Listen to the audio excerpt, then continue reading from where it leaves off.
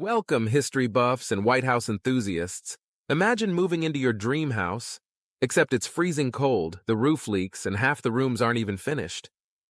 Oh, and you only get to live there for 4 months before getting kicked out.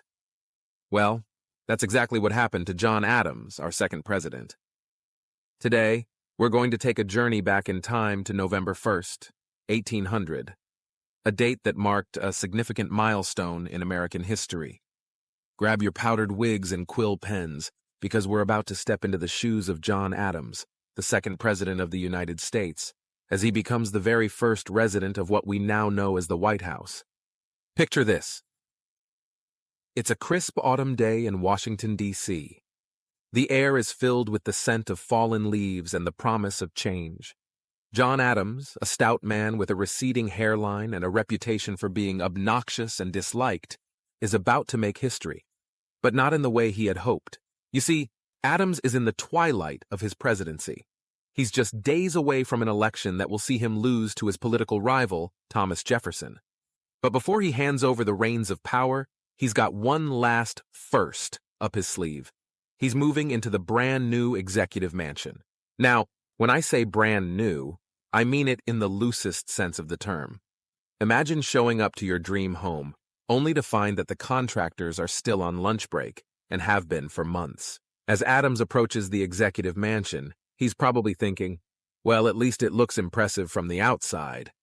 And it did. A stately neoclassical building, gleaming white against the backdrop of the fledgling capital city. But as he steps through the door, reality hits him like a bucket of cold water, which coincidentally is probably dripping from the unfinished ceiling.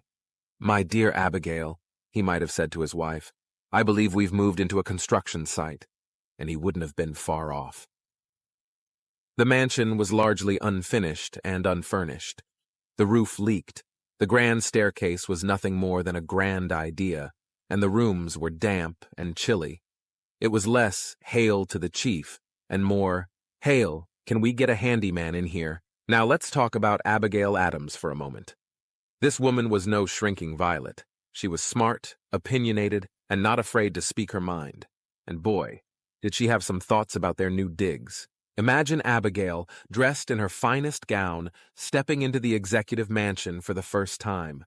She takes one look around and thinks, "John Adams, what have you gotten us into this time?" In her letters, Abigail described the house as tolerable only so long as fires were lit in every room. Now that's what I call a glowing review. She found the place cold and damp during the winter, which is not exactly the cozy retirement home they might have been hoping for. But the Adamses were nothing if not resourceful. They had to be. They were essentially camping in the White House. Picture this scene. Abigail Adams, the First Lady of the United States, hanging laundry in what would later become the East Room. That's right, folks. The room that would one day host elegant state dinners and famous performances was, for a brief time, the first family's clothesline. John and Abigail brought their own furnishings and personal belongings to make the house more comfortable. It was like an early 19th century version of Extreme Makeover White House Edition.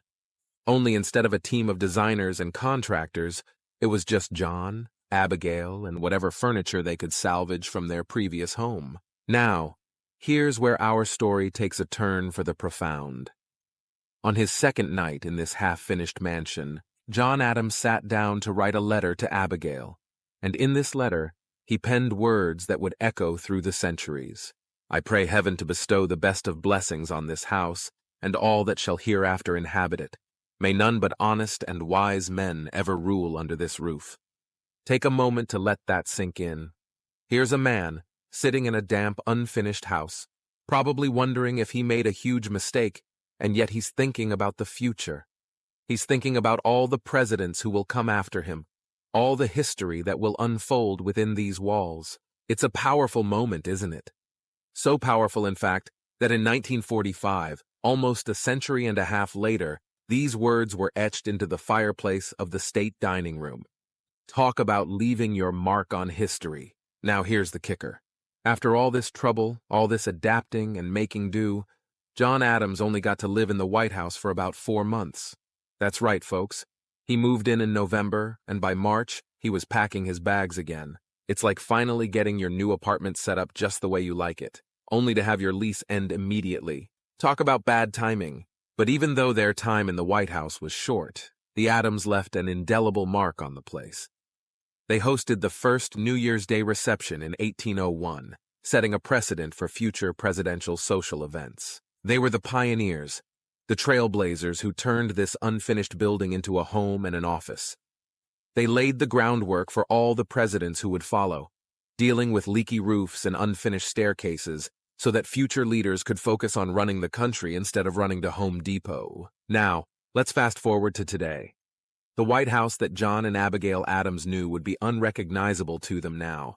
Today's White House boasts 132 rooms, 35 bathrooms, 6 levels in the residence, 412 doors, 147 windows, 28 fireplaces, 8 staircases, 3 elevators, a kitchen capable of serving dinner to 140 guests and hors d'oeuvres to over 1,000 people.